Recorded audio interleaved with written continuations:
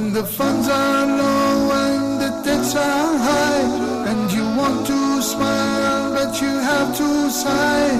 When care is pressing you down a bit, rest if you must, but do not ever quit. Success is a failure turned inside out. Let's talk and clear the clouds of doubt.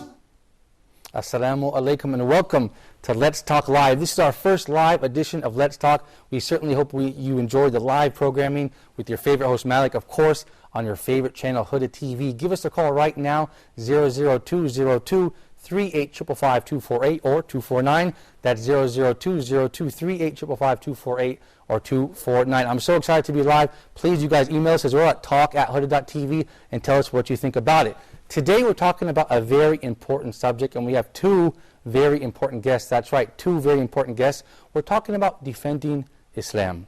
Defending Islam. And we have two important guests. The first, of course, is the president and founder of the Muslim Research Development Foundation based in the UK. You have seen him on Huda TV before. We're very pleased and honored to have him, of course, Dr. Haytham Al-Khaddad. Assalamu alaikum, Doctor. Thank you for joining us at Let's Talk. It's a pleasure and honor to meet you. I've seen your work before, and I'm very excited to have you on the show.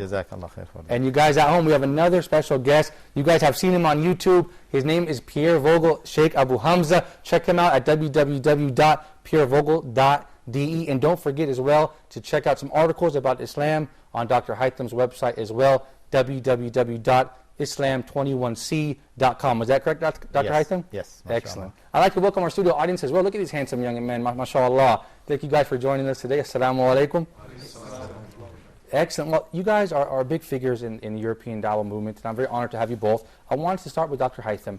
Your organization, the Muslim Research Development Foundation, what are you guys doing exactly? Are you defending Islam, propagating Islam, servicing the Muslim community, giving dawah to non-Muslims? What exactly are you doing? Bismillah ar-Rahman ar-Rahim, alhamdulillah, wa salatu wa salam ala Rasulillah. We have two main purposes. The first purpose is to develop future leaders and Muslim activists in the UK and in Europe at large.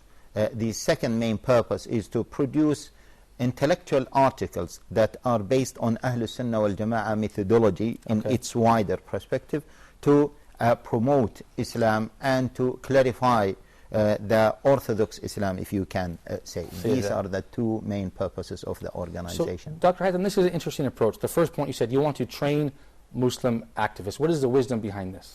Yes, that is a very good point. In fact, we found that many of our brothers and sisters who call for Islam, they are not well educated, or even if they are educated in some Eastern universities such as Azhar or maybe Morocco or Saudi Arabia, we found that they stay for some time disattached from the reality in Europe or in the West for some time, and they do not have the expertise and maybe the intellectual discourse and rationality in order to explain their positions. So we said that we need to complement the work that is being done by other universities in order to produce those طلاب العلم, so they become really intellectuals. And we do not want just intellectuals who can write very well in terms of Islam, but there is no meat or there is no substance, or they may write on based on liberal Islam. No, we want them to write based on the Islam that Allah Jalla wa Ala revealed to Muhammad sallallahu alaihi wasallam and his messenger. Moreover, we found that unfortunately many du'at in the West, they do not send the right message about Islam. In terms, sometimes they might have certain shortcomings in terms of their behavior, in terms of their ibadah, in terms of other etiquettes, in terms of their akhlaq. So we want to produce that da'iyah who represent Islam, who imitate the Prophet ﷺ from all angles, not just only from one angle. You know, in the West, many people started to move towards, or some people, let us be precise, towards some Sufi approach. Why? Because they have seen some people who apply Sunnah, they are not that spiritual. They do not have some of the etiquette they were looking for. And that's why we want to say, no, following the Sunnah is more than sufficient for us to understand the reality of Islam. So that is the first purpose. Alhamdulillah, it has been Success, well. inshallah. Yeah, May Allah grant you more success, Dr. Jazakallah. Haytham. Abu Hamza, you have an interesting approach because you are German, and you're from Germany, and you accepted Islam some years ago. Dr. Haytham made an interesting comment. He said there is a gap, I guess, between people that have studied Islam in foreign countries outside of Europe to the cultural reality in Europe right now. Do you agree with that? Yes, I agree with that, of course. Especially maybe, for example, when we see German, of course the situation in Germany differs a bit to the situation in the United UK. Kingdom. But we see, for example, in Germany we have around 2,400 mosques. Okay. And MashaAllah. yeah, we say mashallah, mashallah, yes, but at the same time there is a lack of Islamic education, as Dr. Haytham said, and almost nobody nobody from the imams speaks German. So they, for example, learned in an institution, for example, in Morocco. Okay. They are Hufadhul Quran, they memorize the Quran, memorize a lot of ahadith. Okay. But they come into this situation, they know nothing about the German community, and it's hard for them to give the message, and they have not the language. Right. The Turkish mosques, there are around 1,600 I say Turkish mosques in Germany. Okay. Almost all the imams, they come only for 4 years to Germany. That means they have their education in Turkey, Right. then they come 4 years, they don't know any word German. Right. That means, of course, at the end, he cannot have an impact on the Germans, People, first of all, and secondly, also the youngsters who grew up in Germany, Right, right. because their German is much better than the Turkish language, because what they know about Turkish or Arabic, the youngsters who grew up in Germany, Right. is about what you talk at home. Yeah, give me this, give me that, Yeah. stool, dish, this, The that. culture. And so is this also is the Cultural same. language. Yeah. Yeah. and this is a big problem. This is maybe also our advantage, because we talk with the language of the young people. We talk about their problems. We know their problems. We grew up there. I'm now 33 years old. I accepted Islam around almost exactly 11 years ago. Right. So I grew up there, and a lot of my friends in the Jahiliyyah time, before Islam, they were Muslims from Tunis, from Various Morocco, countries, from right, Turkish, right. from Turkey, and almost nobody from them was even praying, because there was nobody who really could motivate them, who could really give the message to them, especially because of this wall, There's a linguistic the barrier. Yeah, Linguistic exactly. and cultural. And Exactly. culture as well. Yeah. Exactly. Excellent. Dr. Haytham, you are experiencing this to some degree also in the UK. Yes, right? definitely. But of course, you know, the situation in the UK, I think it is a bit advanced. Why? Because English, you know, is a better. very common language, and many people speak English. But That's a good point. the issue is the culture. Okay. Maybe they speak English, but they don't know the culture, and they don't know the history, they don't know the Yeah. background. Even the political situation. right? Exactly, Right, exactly. yeah. Even some legal issues. Right. Some legal issues that are quite important for the person who is addressing Muslims and non-Muslims in the UK. I remember I had some troubles even when I came to the UK in the beginning because of using certain Arabic words. I don't want to mention them now Okay. because of the sensitivity of those words. I used certain words that have certain connotation in English, and that has two meanings in English. Okay. So using them in an Arabic framework Right. is acceptable. For Arabic audience is acceptable. Right, but right. if you use them in front of English audience, they might have wrong connotation, or they might send the wrong message, in fact. Excellent point, Dr. Haytham. I have a question I want to ask both you, Dr. Haytham, first. We titled this episode, Defend Islam. Who do we need to defend it from? Yeah, Who okay. is it under attack? First of all, I would like to say that if we want to talk about defending Islam, there are a number of issues that we need to put in mind. Okay. The intention, why do we want to defend Islam? Some people feel, and you might be surprised, that some people feel that we need to defend Islam because we are defending our race or our ethnicity. Right. We are Muslims, so we have to be proud of our Islam. As we are Arabs, we have to be proud of being Arab or descendant Or of German. Asian or German. Right. No, We are defending Islam because it is the deen of Allah Jalla wa Ala, that Allah Jalla wa Ala likes, that Allah Jalla wa Ala sent to humanity, and Allah Jalla wa Ala will be pleased with us when we defend Islam. Okay, number This one. is the main point. The second main point, once we talk about defending Islam, please, let us not put ourselves in a corner and accept attacks and then start to defend Islam. Because the word defending Islam sometimes might put you in the corner and might create this kind of perception that you are in a defensive position. And no one will win if he had that feeling. Excellent point. So yes, I am attacked and I need to defend. No. The confident person, and that's why you see, even some extreme groups or some violent groups, I think one of the main reasons for them to go extreme or violent, because they felt that Islam is under attack and the way we have to then to fight back. But had they been confident of Islam, of the deen that Allah Jalla wa Ala sent, that Allah Jalla wa Ala said in the Quran in 3 ayat, هو الذي أرسل رسوله بالهدى ودين الحق ليظهره على الدين كله ولو كره المشركون وكفى بالله شهيدا. In 3 ayat in the Quran, He is the one who sent his book and Muhammad sallallahu alaihi wasallam with the true religion, with the guidance in order to make this religion prevalence, dominant over the earth.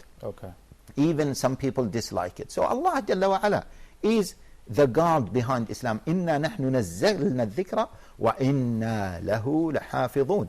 So let us not be that defensive and accept that mode. If I may just mention one important point about defending Islam. If you accept to be in that defensive position, your language will not be able to reflect the reality of Islam. You will not be able to intellectualize the discourse, the true discourse of Islam. And eventually what will happen, you will not present the right message of Islam. You will present an apologetic message that people are maybe fed up with hearing this kind of defensive mode or apologetic term, and it will not help da'wah at all. Before I go to Abu Hamza, I want to clarify one term. I hear this term a lot. You mentioned apologetic. What does that mean when we say someone is apologetic? Do you mean that someone goes out to promote Islam and they are shy and they're not confident? What do you mean by that? Yeah.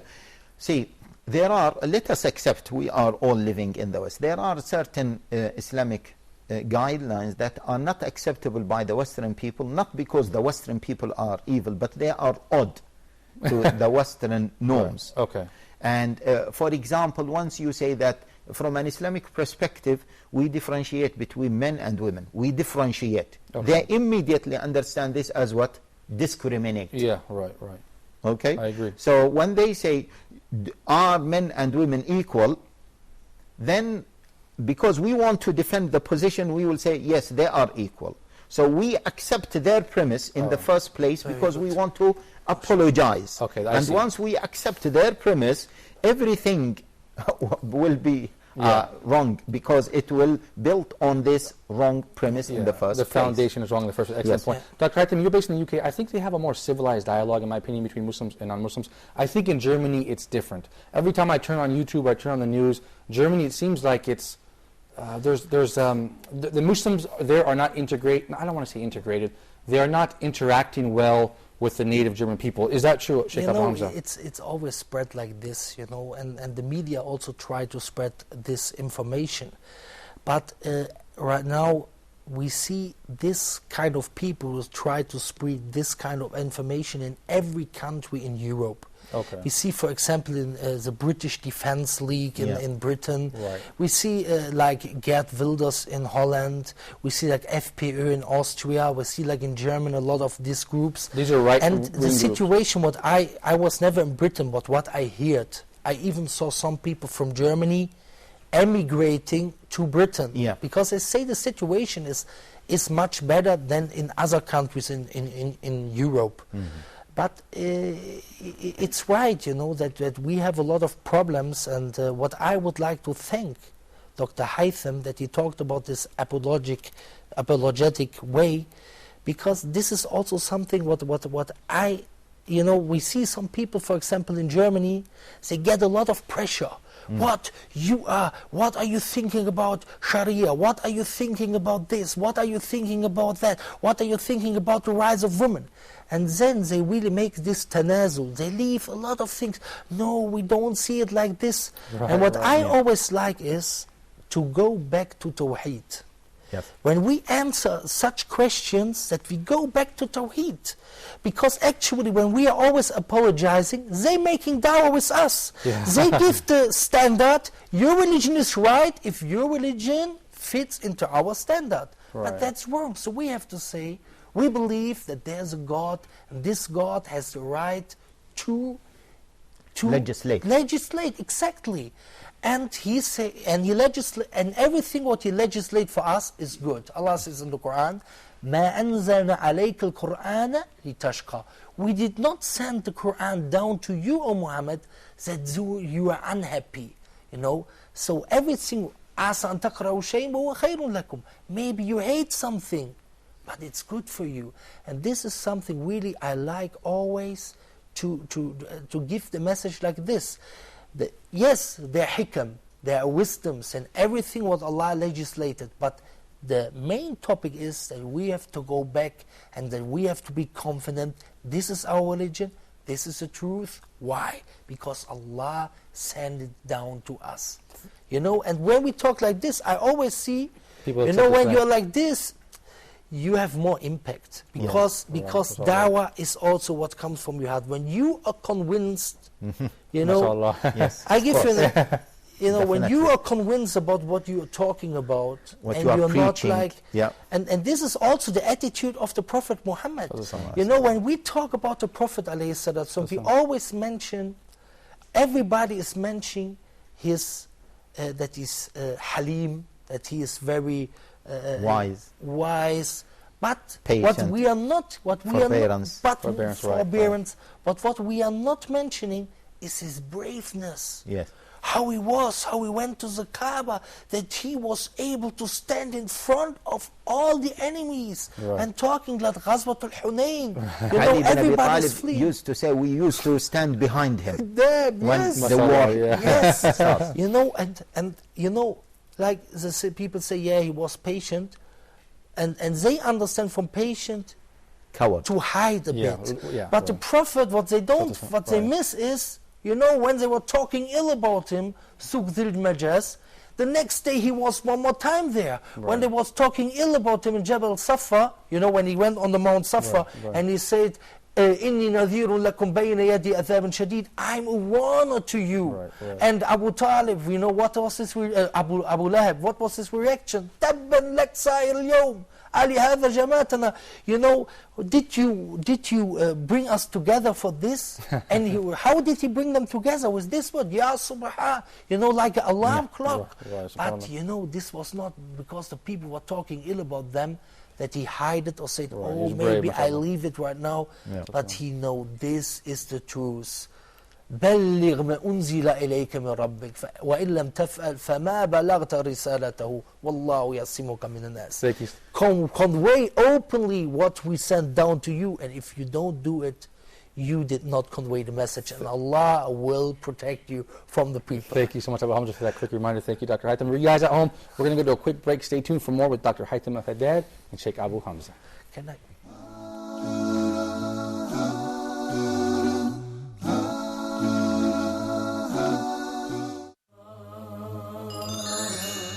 Talk. We're going to look how to create a website and which Islamic websites to actually visit. What inspired you to create your own website? One of the challenges that we face every day, the site or the application should be accessible worldwide. I remember when I was younger, one of my friends asked me to convince his father to get him a desktop, even the laptop. If you compared both of them in terms of cost, laptop roughly cost twice the money if you compared it with a desktop. Hackers, the word hackers, most of the youth people are very interested about that word. They say, hey, I'd like to be a hacker, because there is a type of hacker doing great job. We call them white hat hacker.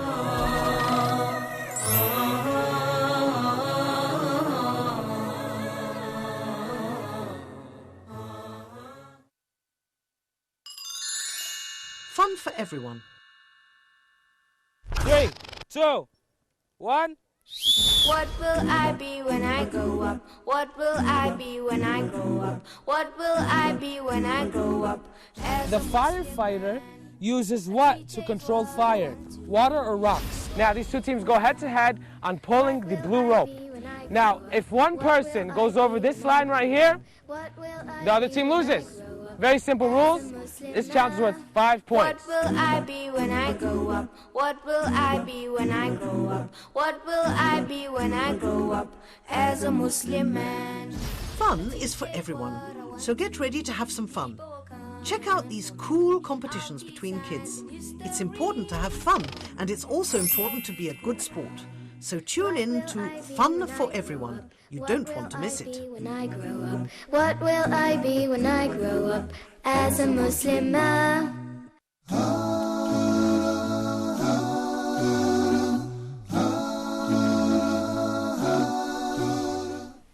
Assalamu alaikum. Welcome back to Let's Talk Live on your favorite channel, Huda TV. I'm here with Dr. Haitham Al-Haddad, the founder of the Muslim Research Development Foundation. That's the MRDF. You can check him out online at www.islam21c.com for interesting and informative articles about Islam. Of course, I'm also here all the way from Cologne, Germany. I hope you guys speak as he Deutsch because he's German. Just joking, we're speaking in English. But his website, inshallah, is www.pierrevogel.de for Deutsch land. You guys, thank you for joining me and staying with me. Dr. Haitham, some people say, this is a tough question. Some people say, how come these Muslim people, they live in the Western countries, and they say, why are they talking about defending Islam when they didn't arrange and establish Islam in their own countries? So what do you have to say about that? But before you answer, I'm sorry I have to interrupt you, we have a live phone call. It's our first caller live on Let's Talk. Assalamu alaikum. Assalamu alaikum. Rafi from the UK. That's right. Assalamu alaikum. How are you, Malik? Alaikum salam. What part of the UK are you calling from, brother? I'm from Stoke. You're from Stoke? MashaAllah. Is that near to you, Dr. Haitham? MashaAllah, yes. Is that in England or Scotland? Yeah, but how he is seeing it online? Or Are you watching online, brother? Or? Of course. I'm watching you all online, and I'm so happy to be joined by Sheikh Haitham. All right, well, thank you for calling. Do you have a question for Sheikh Abu Hamza or Dr. Haitham Al-Haddad? Of course, I have a question for Sheikh Dr. Haitham. I'd like to ask, Doctor, first of all, Assalamu alaikum. Alaikum salam wa rahmatullahi wa barakatuh. I'm so happy to be part of the show. I'd just like to ask you, coming from the UK, how can I defend Islam in my own country? Because it's very difficult right now. Thank you, Brother Rafi, for your question all the way from the UK. Before we get to Brother Rafi's question, because you had talked about at the MRDF how you are training da'is, and perhaps you can give them some information about your organization. But I want to come back to my question first. A lot of people say, look, I'm from the United States, okay? They say, the Muslims come here and they want to defend Islam in our country, but they didn't establish Islam in the countries that many of them originally came from, like this country, Egypt, for example, or any Middle Eastern country, Muslim-populated country. What is your response to these people? Yeah, see, in response to this, we have different ways in responding to this. If you want, in a political platform, we have an answer. In maybe a da'wah platform, we have another answer. Let's start with the political. For example, we can say, what about Brother Pierre Vogel? Shall we tell him to go and implement Islam in Saudi Arabia or in Egypt? He is German. Right. He is German. So what are you saying? So this is one point. Okay, good point. The other point is, sometimes you can say, listen, we have a light.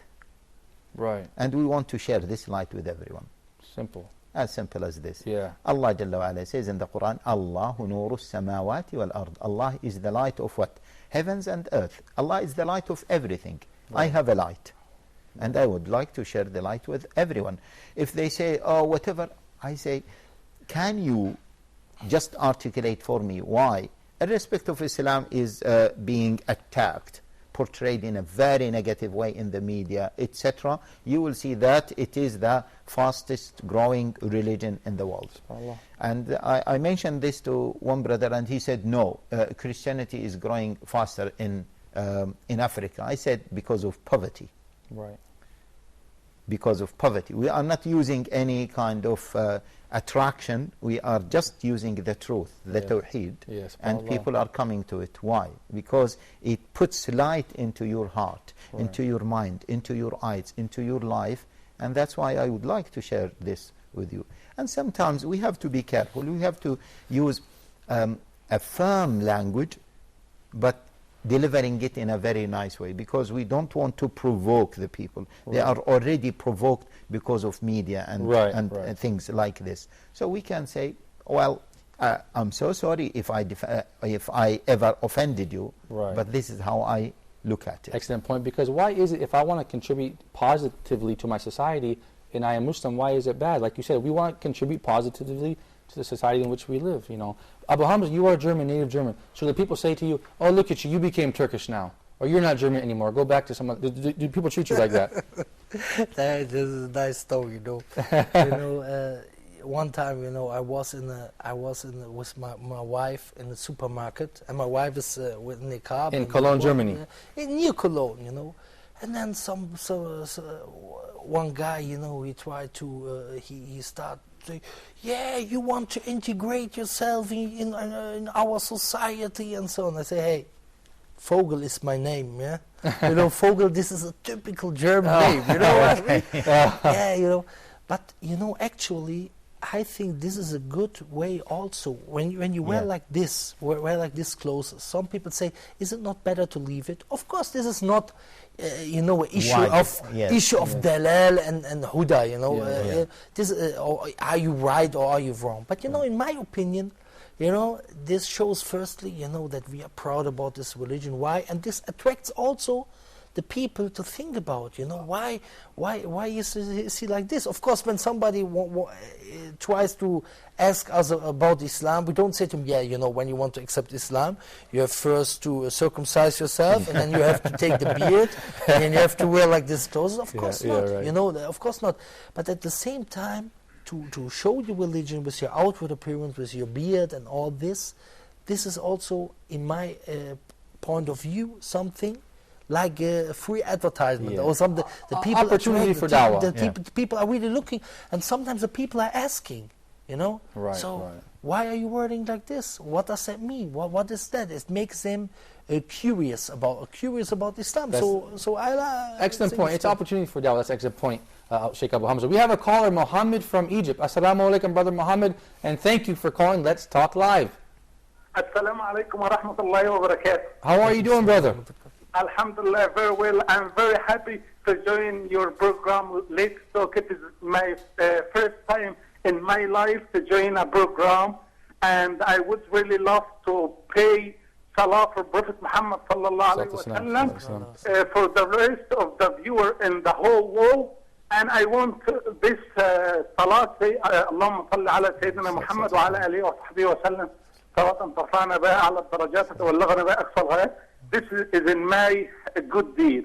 And second of all, I want all the viewers, including the brother from Germany, I love him in the sake of God, and the other brother from UK, and you as well. Thank you, brother Muhammad. And I want to say assalamu alaikum wa rahmatullahi wa barakatuh. Alaikum assalam wa rahmatullahi wa barakatuh. Thank you, brother Muhammad, for your call. We certainly appreciate you joining us here on Let's Talk Live. Go ahead, Dr. Yes, Brother Malik, because we want to tackle some practical issues once we talk about defending Islam. The point Brother Sheikh Abu Hamza mentioned, which is going back to Tawheed, let me give a practical example. You know, many people, they attack our Prophet sallallahu alaihi wasallam, either directly or indirectly, or they criticize certain things. We have to be confident, and in the West, in order to win an argument, you cannot be aggressive. Okay. You can be confident, you can be firm, you can use such language, but you cannot be aggressive, even if the Prophet ﷺ was attacked or criticized. Okay. So, for example, we receive this common question. Your Prophet got married to 13 ladies. Right. Your Prophet got married to Aisha, she was 9. Sheikh, Dr. Haytham, this is the biggest question we receive, and it's a huge obstacle for people to accept Islam. Go ahead. Yeah. And what is the answer? Many people, they give different answers. Yeah. And they give lectures. Sometimes they say, anyway, They give lectures. Various answers, right. Various answers. The point is, you need to ask the person, okay, fair enough, so this is one important criticism you have against Islam. Do you have any other criticism, so I can list them in order? Right. He might say, no, that's at the moment this one. Okay, do you submit to God, by the way? What do you mean? Do you believe that there is one God, one creator, and we have to worship him? I think because you did not mention this, so it means that you accept that there is one God, and we have to submit to him, and he knows everything, and he's the creator, he's the best legislator. I think you submit to this. No. So is this a matter of criticism? Yeah. Okay. So you dragged him into what? Into your square. Which is what?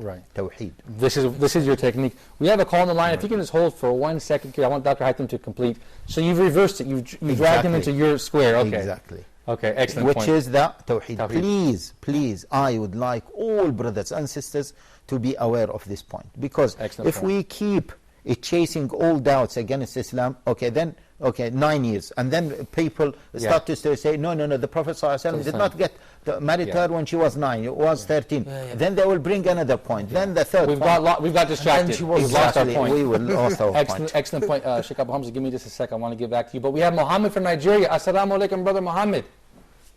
Wa alaikum assalam. Brother, thank you for calling. What part of Nigeria are you calling from? Abuja, Lagos, Kano? Where are you calling from? From Kaduna. Sajuna, mashallah. Thank you for calling, brother. Do you have a question for Dr. Haytham or for Sheikh Abu Hamza? Yes, I just want to say hi to them, and I am happy to call today. This is my first time of calling. Thank you, brother, so much. Thank you for calling in. I certainly hope you enjoy the new the live Let's Talk, brother. Thank you so much for calling, Mohammed from Nigeria. Thank you so much, brother. You guys, we're going to take a short break, and when we come back, I want to talk about that again, using Tawheed as our method of dawah. You guys stay tuned at home for more Let's Talk.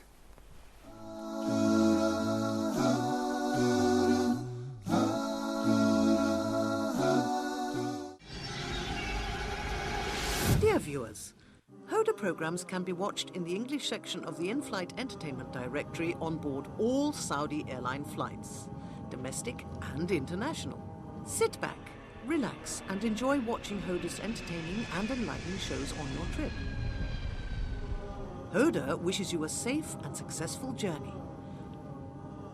Hoda, a light in every home. Europe's forgotten heritage. This is a sad reminder of the past history of the Muslims in the city. Nowadays, there are no Muslims anymore. These are the mosques that have remained. And it is really sad. Wait a second, this is Morocco. No, this is Tunisia, Algeria, North Africa, Egypt. No, this is all Europe, and this is all part of Spain. Islam spread first in Africa, and then from Africa, it came over to Europe, and then it did developing work in Europe. Now, we look the other way around nowadays. The compass was invented by the Muslims. Many important inventions came from the time of the Muslims on the Iberian Peninsula. Instead of people becoming less in battles, as we normally know, as we know in battles obviously people die, but no, what was happening? The Spaniards recognized and realized the superiority of the Muslims and the treatment that the Muslims gave to the Christians and the Jews in Spain at that time, that they happily accepted Islam, many of them. An Ottoman fountain, as we've seen it before in other places in Greece.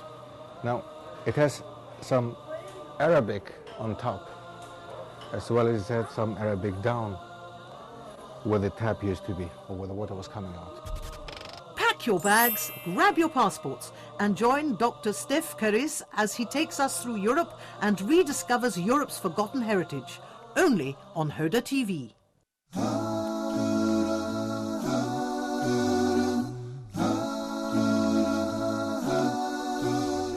Assalamu alaikum, welcome back to Let's Talk Live. I'm so excited to be here. It's live. You guys give us a call, 00202 38555248 or 249. I know I said it really fast, but it should be at the bottom of your screen. We have two very special guests. I'm so happy to be here. Dr. Haytham Al-Haddad. The viewers can see you in your article at www.islam21c.com. Of course, Abu Hamza, www.pierrevogel.de for Deutschland. We did a program called Dawah in Deutschland. Maybe we'll do another program with you next time, inshallah. Dawah in Deutschland too, maybe, inshallah, if you're available, okay? Inshallah. Okay. You guys, we want to know if you guys have any questions in the studio audience for Dr. Haytham or for Sheikh Abu Hamza. Yeah, I have a question. Firstly, what's your name, Aki? Where are you from? Assalamu alaikum to us. I'm Asmir and I'm from Bosnia and Herzegovina. From Bosnia, wow, okay, excellent, very good. Go ahead. I have a question for Sheikh Abu Hamza. How many people have accepted Islam because of your reason, and what's your advice to today learners, to us, for our way, for our project in Dawah, to non-Muslims and the Muslim in addition? Thank you, brother. Thank you, brother Asmir from Bosnia. Thank you so much, brother. Go ahead, Sheikh Abu Hamza. First of all, Jazakallahu khairan. I don't know how many people accepted Islam. You know, I have no ihsa'iyat, I have no statistics or whatever. You know, there are a lot of people, you know, they come with huge numbers. I don't know where they have the numbers from, you know. Yes, there are a lot of people who accepted Islam, but, you know, at the end we have to know, you know, Allah is the one who guides. You know, and we ask Allah to give us ikhlas, because even if 1 million people accepted Islam, and you are on the last day and you have not ikhlas, then it's a problem for you, you know. So, and it's also not about how many people accepted Islam. It's about giving the message. Yeah. Allah says in the Quran, وَمَا عَلَيْنَا إِلَّا الْبَلَاغُ الْمُبِينَ. About the Rusul who went to, in Surah Al-Yasin, for example, or in Surah Al-Ankabut, وَإِن تُكَذِّبُوا فَقَدْ كَذَّبَ مِن قَبْلِكُمْ وَمَا عَلَى الرَّسُولِ إِلَّا الْبَلَاغُ الْمُبِينَ. And the messengers only the obligation to give the clear message. And the Prophet ﷺ, he mentions in the hadith that he saw the ummah وَرَأَيْتُ نَبِيَّ وَلَيْسَ مَهُ أَحَدٍ, that he saw a prophet, he came on the last day, and he had not a single follower. And there is a ijma, there is a consensus that the prophets have no taqsir, they don't make their work wrong. Yeah. You know, they don't make their work wrong. So it's not about how many people accept Islam, it's about giving the message.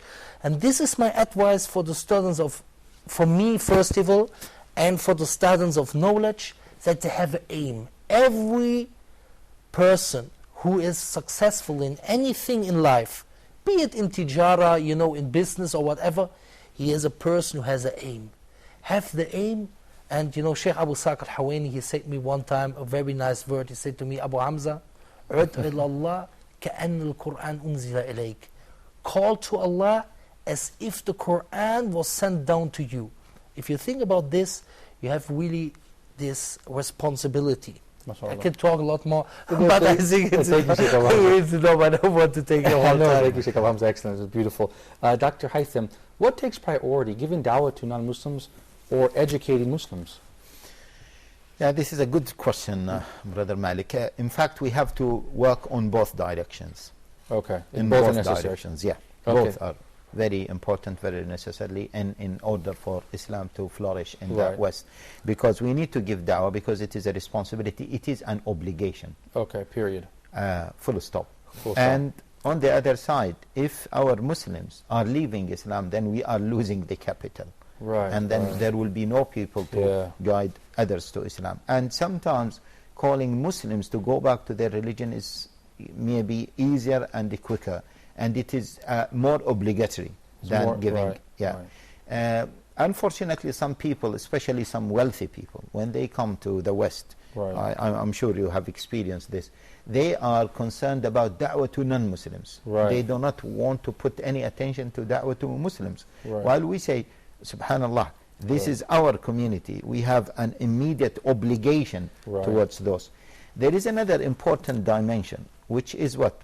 When we see more Muslims practicing Islam in the West, this will help da'wah in general. Okay. Why do you say that? Why? Because then when there will be no jahil Muslims, there will be no ignorant Muslims practicing wrong things and giving the wrong message about Islam. Right, to the non-Muslims, that's excellent. To non-Muslims. Excellent point. This is a very important one. The other thing, as a community, we do not want to see, as a strategy, long-term strategy for the presence of Islam in the West, we need to be able to form communities that present role models as communities, not just as individuals, to other communities. So once we have those role models, then people will start to see, oh, what is this kind of system that they are applying, and that in which they do not have divorce rate, high divorce rate, marriage breakdown, children, teenage pregnancy, children going into drugs, etc. So once we have those communities, then Islam will flourish faster. I think Islam is not flourishing very quick in the West because of this. We are lacking communities that implement or practice Islam to be presented as a role model for other communities. And I think you can bear test, you can agree with that in Germany, I think. I agree with this. I just want to mention something else, and I think that Sheikh Haytham will agree with this also. You know, because it's also about the da'ah. You know, for example, Dr. Haytham, his job is to educate the du'at. You know, for example, me, you know, my my advantages, especially with non-Muslims and with the young Muslims who are far away from the religion. So we bring them back, and we bring them to Dr. Haytham so that he can educate them. You know, I just want to mention this because some people they think, you know, da'wah is just in the mosque. And you know, it's just halaqatul ilm and so on. This is a wrong impression about a lot of people. But this is not only da'wah. Da'wah has a lot of fashions. It's with non-Muslims. It's with Muslims who are far away. It's with Muslims who need education to be the du'at, the preachers of the mustaqbal, of the future. Well, we're working together. We are one team, and we are working together on that point. Of course, we complement each other. Of course. We need both. We need both for sure. We have a phone call. Osama from Egypt. Assalamu alaikum, brother Osama. Wa alaikum salam wa rahmatullahi wa barakatuh. How you doing, brother Malik? Thank you so much for calling, brother. What part of Egypt are you calling from? I'm calling from October. Well, you need to visit us because we are located in Egyptian Media Production City. So please visit us sometimes. I do kind of work with you part-time.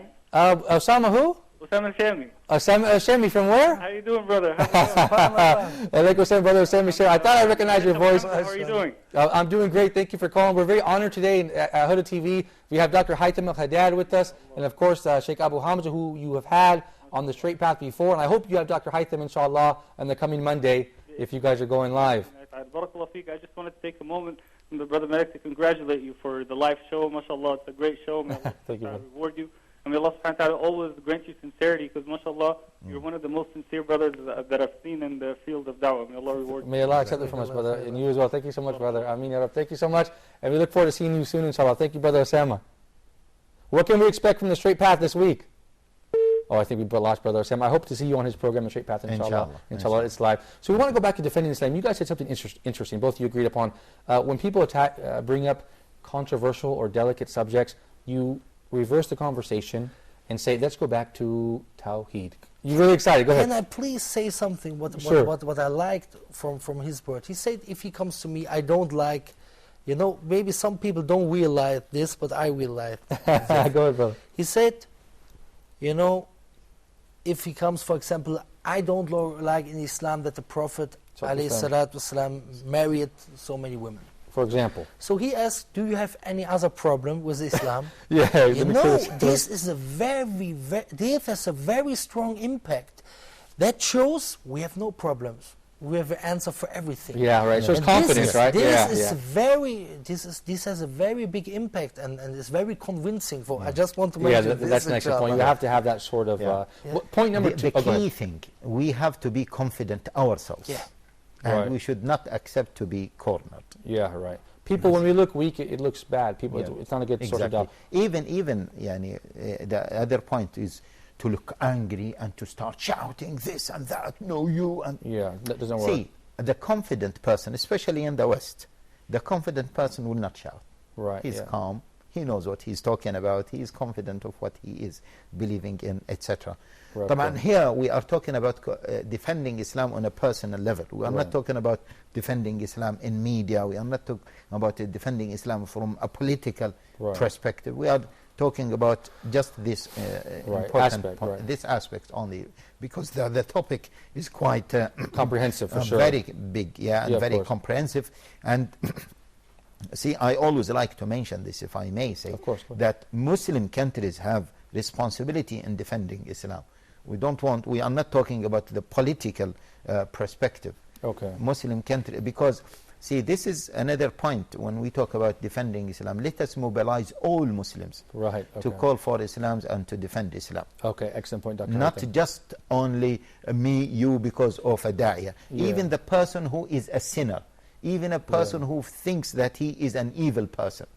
And I remember this story, Sheikh Munajjid mentioned this story, that there was, I think, in one of the Western countries, a Muslim guy went with a non-Muslim guy to the pub to drink. And the Muslim guy was not practicing Islam. And then the non-Muslim guy started to attack the Prophet ﷺ.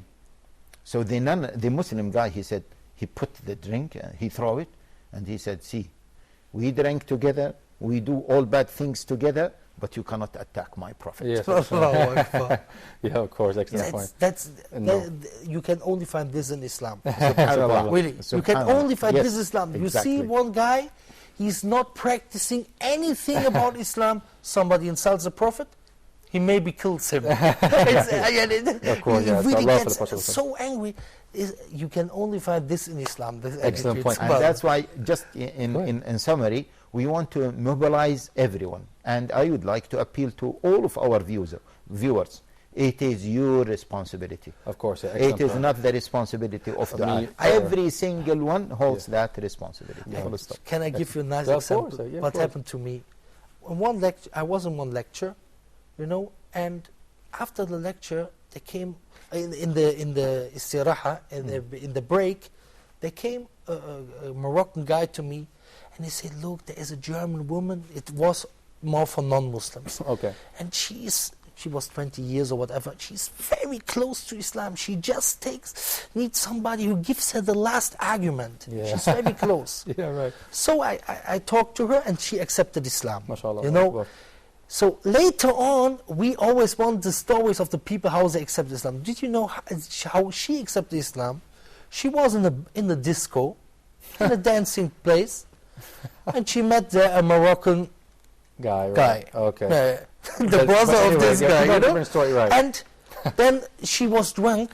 She drank alcohol, and later on, he brought her home to her home. On the way to the home, they were talking about alcohol, and he said, yeah, I go to the dance clubs, but I don't drink alcohol. And this was her interest. This is not allowed in our religion, and we allowed to go out and dance. At least he didn't. But even better than nothing. So then he said, and we believe that if somebody dies without Islam, that he will go to hellfire. So she heard this. She said, really? I don't want to go to hellfire. This started her thinking. So he told her, look, and he's not somebody who's really practicing Islam. Only some little parts. He said, I give you advice. Put your hands like this to the heaven and say, in German, Allahumma arini al-haqqa haqqa warzuqna tibaa. Oh Allah, oh God, Almighty God, show me the right path. She said that she did this in this night, and when she woke up the next day, she was only thinking about Islam. And she didn't know where she got information from. So what did she do? She was looking after this guy. She had no number from him, nothing.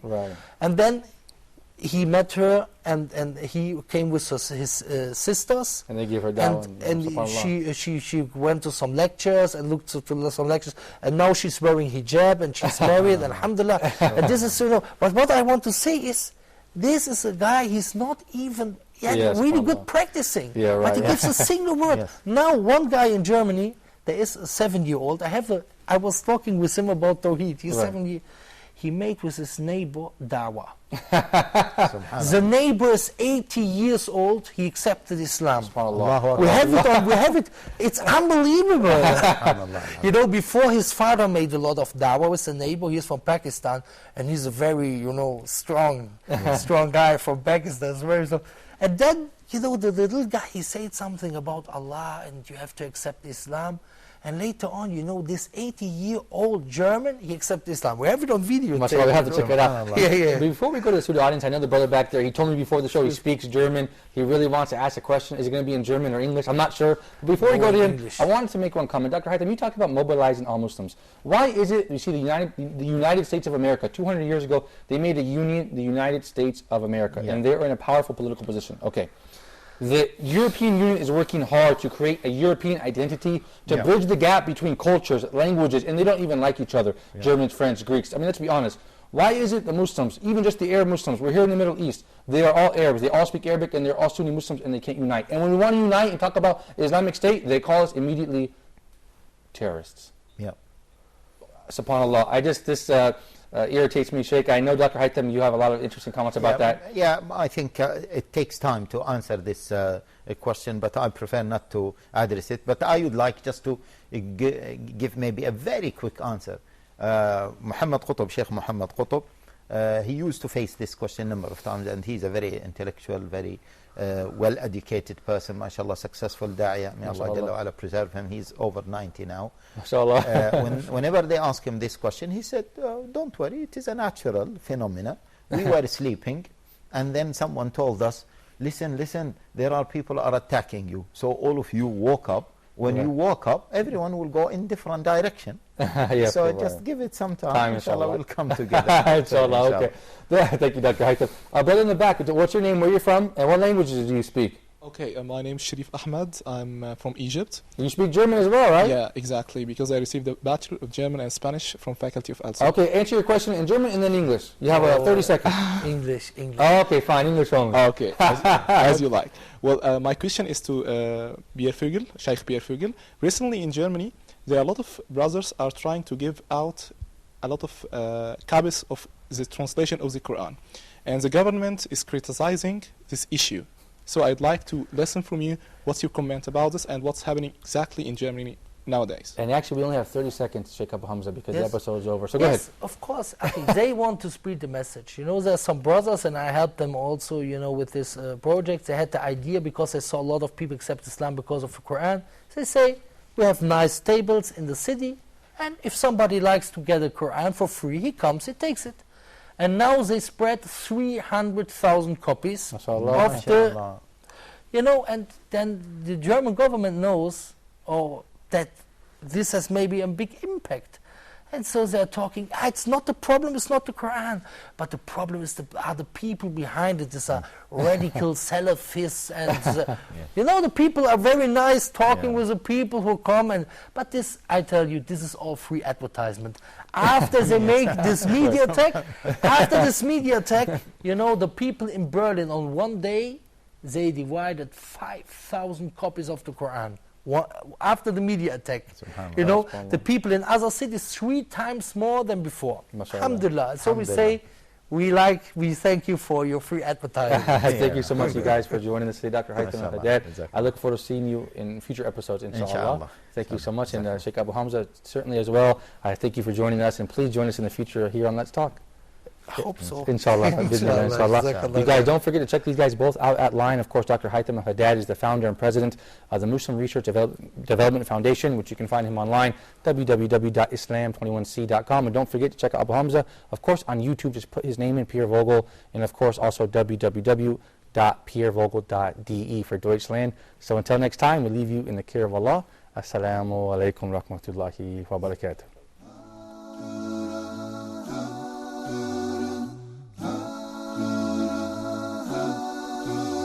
When things go wrong, as they sometimes will, when the road you're trudging seems all uphill, when things go wrong, as they sometimes will, when the road you're trudging seems all uphill, when the funds are low and the dips are high, and you want to smile but have to sigh, when care is pressing you down a bit, rest if you must, but do not ever quit.